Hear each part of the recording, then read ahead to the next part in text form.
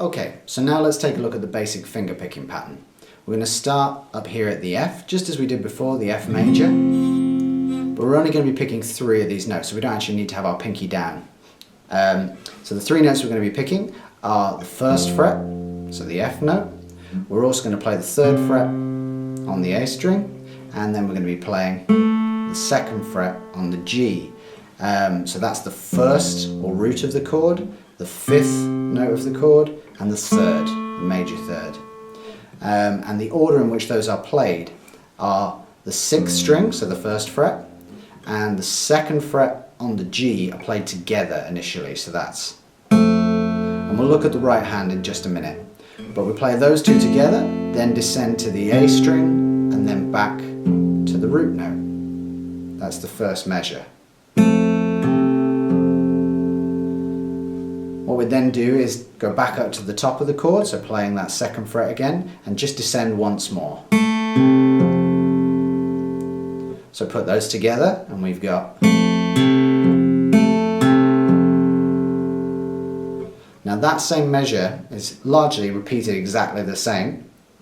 If we're playing our F here, we're going to move this shape exactly as it is up to the 8th fret. So now we're playing the 8th fret on the E, the 10th fret on the A, and the 9th fret on the G. And again, that same measure, but we're going to add a little extra on the end there. So that's going to be.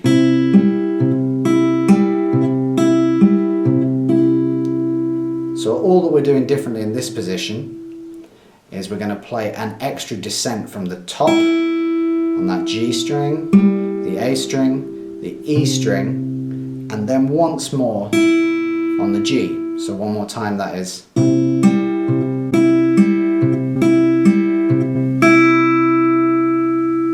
If we put those 2 chords together, we'll have.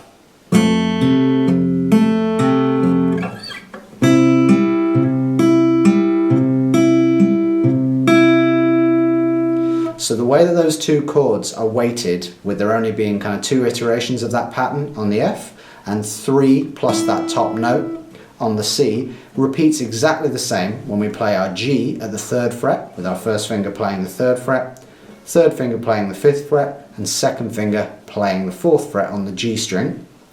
We're going to play that exact same pattern, same as we did on the F. So 1, 2, 3, 1, 2, 3. So we're going to move that shape up to the A minor now. We'll make one small alteration to this shape by flattening this note at the 2nd finger to the 5th fret with our 1st finger barred.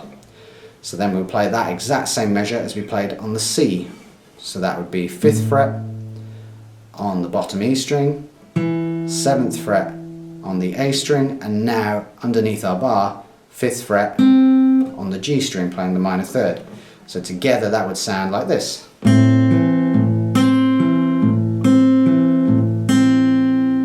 Catching the G string at the end, just as we did before on the C. So we put those 4 chords together, the F, the C, the G, and the A minor should sound like this.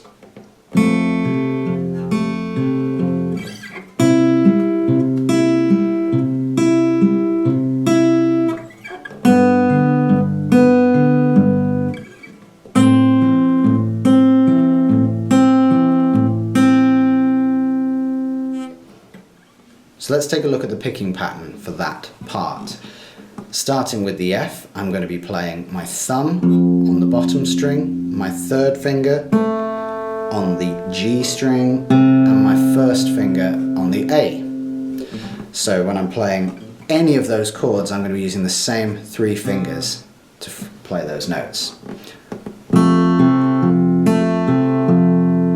So when you start at the beginning of each bar, you're going to be playing the thumb and the 3rd finger together, and then filling in with that 1st finger on the A. When we descend, it's just 3, 1, thumb. So once again, that's. If we put all those 4 chords together, it should sound like this, and you'll see that this pattern with my right hand is just repeating throughout. To the C,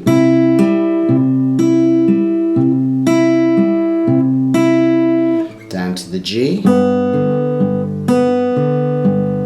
up to the A minor, and even though there's a change in the left hand, there's no change in our right hand.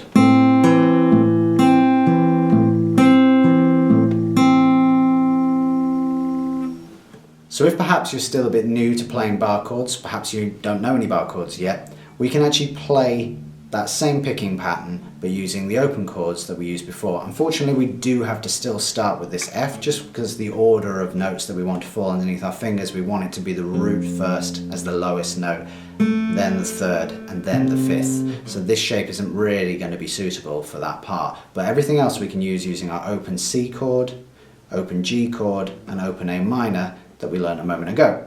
So let's take a look at that. So when we're playing the F, we're going to play that exactly the same way as previously, playing the bottom string, the G string, and the A string. And again, that's exactly the same measure. And we move over to the C chord, and in this instance, we're going to play the fifth string, the open E string, and the open G string. I'll show you the right hand fingering for that in just a second. Moving over to the G, the only difference between strumming this chord and fingerpicking this chord is we're actually going to make a slight alteration into the fingers we're using in our left hand. So all I want you to do is remove your third finger so that you're actually then having the B string be open, or you could even move your third finger down to replace your pinky so that you are actually playing the third fret on the top string with your third finger. That's just so that we make sure we get the third or the B in the right place when we're finger picking this part. So when we're playing this chord, we'll be playing the bottom string, we'll be playing that open B, and we'll also be playing the open D string. So that sounds like this. If you're just going to strum that chord, I'd recommend that you actually use both fingers, the third and the fourth finger on the top two strings at the third fret, just because it gives you a thicker chord when strummed.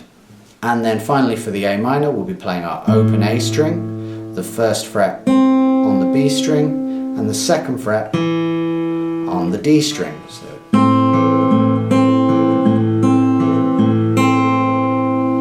So again, if we put all those together, we get on the F, moving over to the C, over to the G, and the A minor.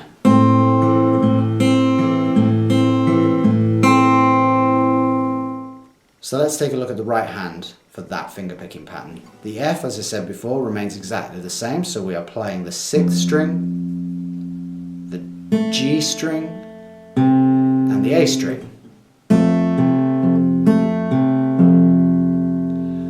When we play the C shape, however, we need to move our thumb down to play the fifth string, our third finger down to play the open E, and our first finger is going to be playing the open G string. So that sounds like this.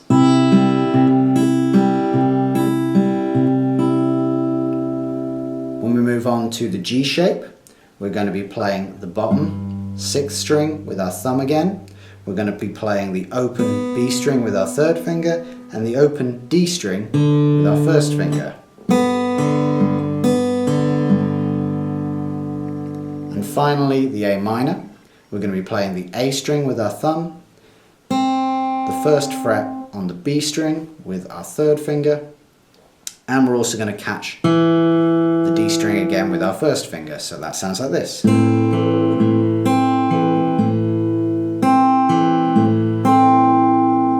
we put those four together, it sounds like this. The F, over to the C, moving our hand up,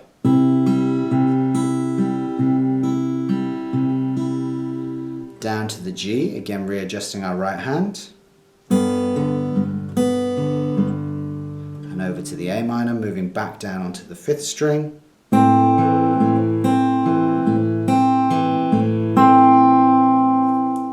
so that should give you some options, although as you can see, whilst the bar chord creates quite a lot of tension in our left hand, it's much simpler. We're just moving to various different positions and keeping our right hand pattern the same throughout. When we're introducing those open chord shapes, although they're a lot easier on our left hand, our right hand has to maneuver a lot more in order to pick out the correct notes. Okay, so let's look at how that all fits together.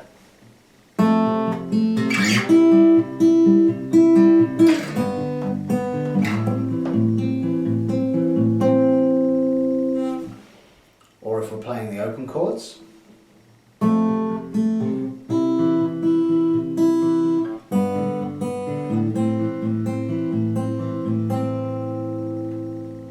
Watching. That's the end of this video. If you'd like to see more, please subscribe to the channel and give this video a like if you enjoyed it or found any of it useful. You might also like to check out some of these videos and let me know in the comments section below what you'd like to learn next.